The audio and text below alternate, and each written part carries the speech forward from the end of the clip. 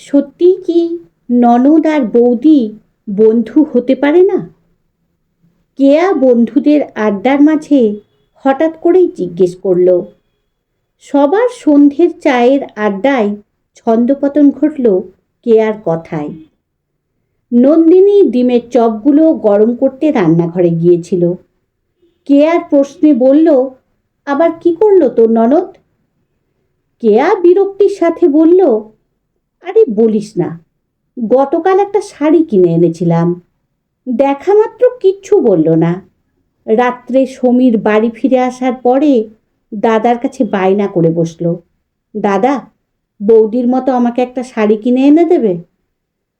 আমি কাল কলেজ ফাংশনে পরে যাব।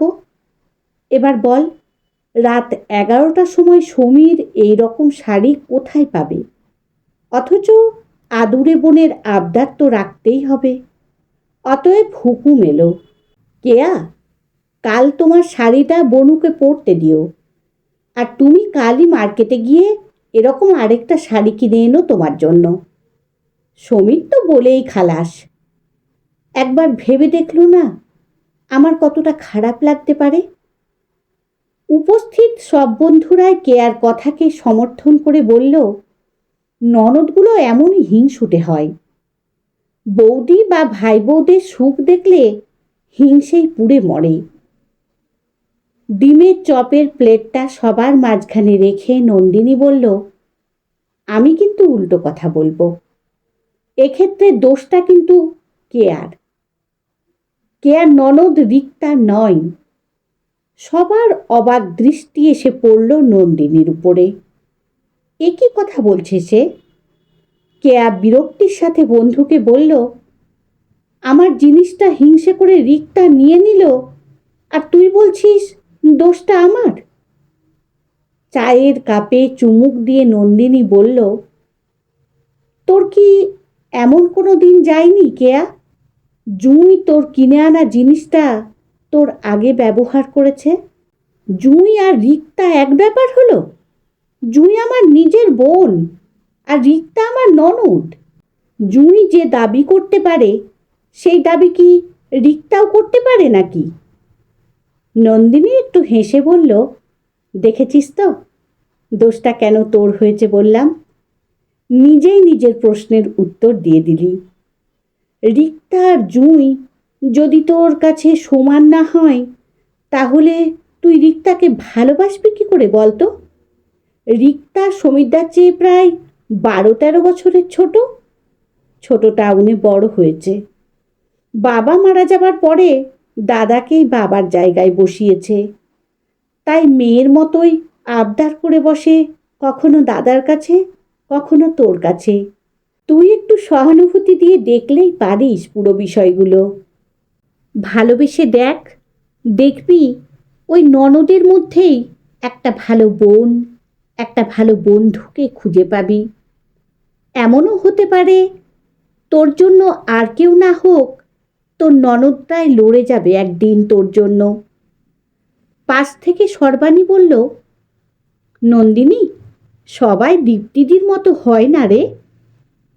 হয়তো হয় না, কিন্তু বন্ধুত্ব করার চেষ্টা তো এক পক্ষকে শুরু করতেই হবে।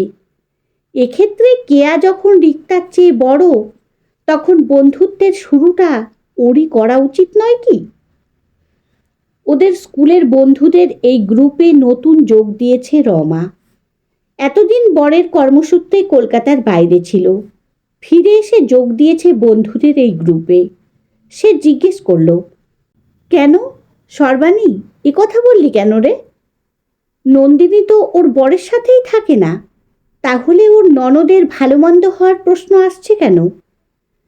তমালি রমার প্রশ্ন শুনে বলল, ও মা, তুই জানিস না? নন্দিনীর বড় ননদ নিজের ছেলের বিয়েতে নন্দিনীকে নিয়ে যাবে বলে নিজের বাবা মা ভাই এমনকি ছোট বোনকেও নিমন্ত্রণ করেনি, ভাবতে পারিস?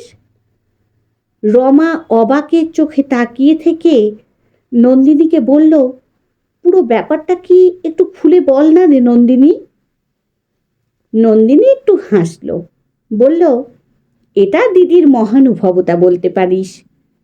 বিয়ের পর থেকেই দিদির সাথে আমার বন্ধুত্বটা বেশিই ছিল।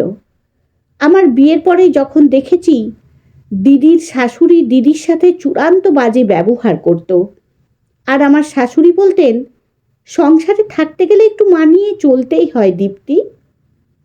তখন একদিন কাউকে কিছু না বলে দিদির শাশুড়িকে গিয়ে বলেছিলাম, দিদিকে নিয়ে চললাম, আপনার বিরুদ্ধে বধূ নির্যাতনের মামলা করব আমি। ভাববেন না যেন দীপ্তিদির বাপের বাড়ির লোক আপনার বিরুদ্ধে কোনো কথা বলেন না বলে আপনি পার পেয়ে যাবেন। দীপ্তি গাঙ্গুলির এই বোন যতক্ষণ আছে ততক্ষণ আপনাকে সাবধানে চলতে হবে। আপনার সাথে কোর্টে দেখা হবে। তারপর তরুণদা ছুটে আসেন আমাদের বাড়িতে, তার বউকে কেন নিয়ে আসা হয়েছে জানার জন্য। আসলে দোষটা কিছুটা দিদিরও ছিল। বাইরে চাকরি করা স্বামীর কাছে কোনো দিনই শাশুড়ির নামে কোনো অভিযোগ করেনি, কারণ সে সময়ে আজকের মতো মোবাইল ছিল না।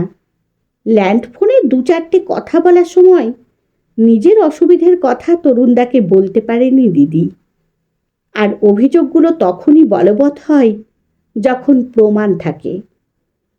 তরুণদার সামনে তো আর দিদির শাশুড়ি কখনো দিদির সাথে খারাপ ব্যবহার করতো না। রমা চোখ পাকিয়ে পাকিয়ে বলল, তারপর তারপর তারপর আর কি? তরুণদা আসার পরে সবটা খুলে বলা হলো তরুণদাকে। তরুণদা এরপরে হঠাৎ হঠাৎ করে চলে আসতো। তারপরে বছর খানেকের মধ্যে দিদিকে নিয়ে আলাদা হয়ে যায়। সেখান থেকেই একটা কৃতজ্ঞতা ছিল দিদির আমার প্রতি। আমি যা করেছি সেটা সবাই করে, কিন্তু সেটাকে যিনি মনে রেখে দেন তার মহানুভবতাই বেশি। এরপরে সর্বাণী মুখ খুলল, বলল, সেই কৃতজ্ঞতার জন্যই দীপ্তিদির ছেলের বিয়ের সময় নিজের মা বাবা ভাই আর বোনকে বলেছিল সবাই বিয়ের অনুষ্ঠানের আগে বা পরে আসবে, বিয়ের সময় যেন কেউ না থাকে, কারণ প্রবালদা বা তার পরিবার বিয়েতে উপস্থিত থাকলে নন্দিনী যাবে না। ভাবা যায় বল? ভাই বউকে ছেলের বিয়েতে আনার জন্য নিজের বাপের বাড়ির সবাইকে স্পষ্ট জানিয়ে দিল, তোমরা কেউ আসবে না। দীপ্তিদির মতো ননদ থাকলে বাপের বাড়ির দরকার পড়ে না কোনো মেয়ের। নন্দিনী বলল, তা বটে। দিদি যেন আমার নিজের দিদির থেকেও বেশি। তৃপ্তির সাথেও বোধহয় এতটা বন্ধুত্ব নেই দিদির। তৃপ্তির বিয়ের আগে দিদি যা কিনত 3টে করে কিনত। তারপরে তৃপ্তি হায়দ্রাবাদ চলে যাবার পরে দিদির কিছু জিনিস হওয়া মানেই আমার জন্যও সেই জিনিসটা হবে।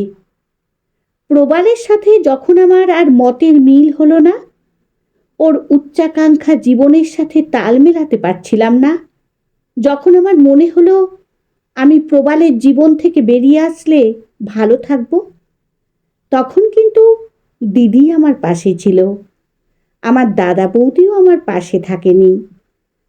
আর বাবা মা তো কবেই চলে গেছেন আমার।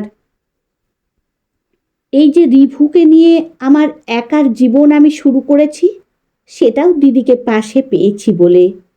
দুটো মানুষের চরিত্রে কোনো দোষ না থাকলেও দুটো মানুষ একটা সময়ের পরে হয়তো একে অপরের সাথে আর পা মেলাতে পারে না।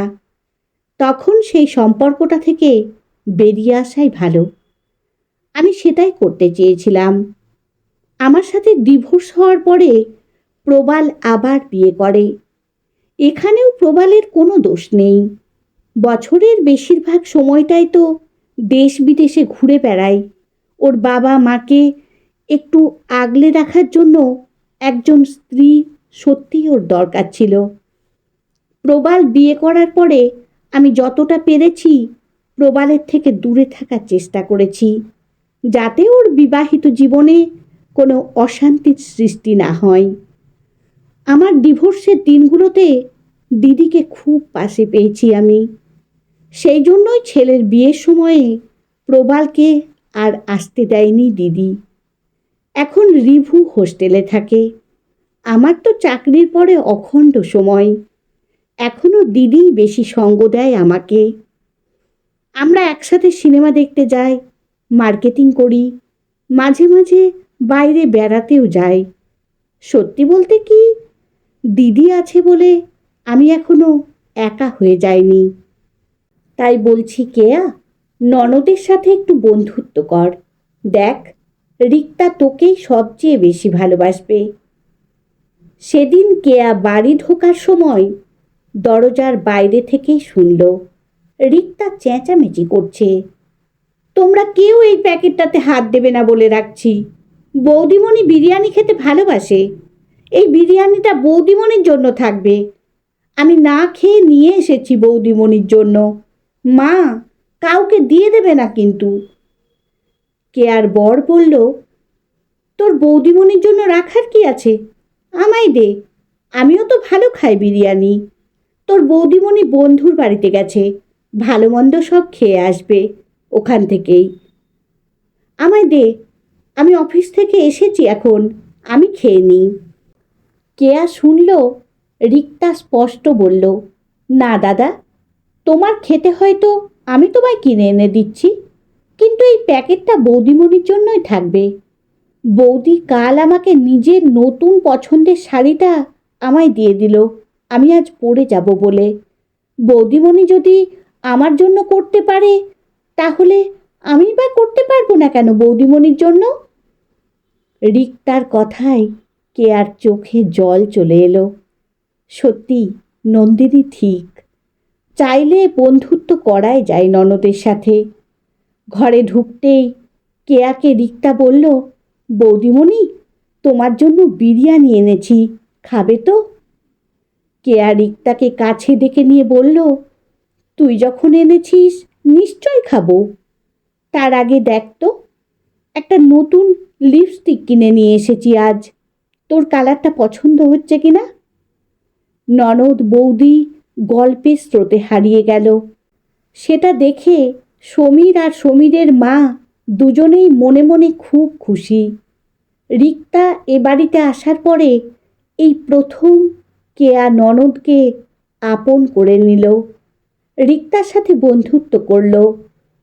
একটা সম্পর্ক যখন বন্ধুত্বের পথে হাঁটতে শুরু করে, তখন আর সেই সম্পর্ক দায়ের সম্পর্ক না হয়ে একটা মিষ্টি সম্পর্ক হয়ে ওঠে, যার মিষ্টতা ছড়িয়ে পড়ে গোটা পরিবারের মধ্যে।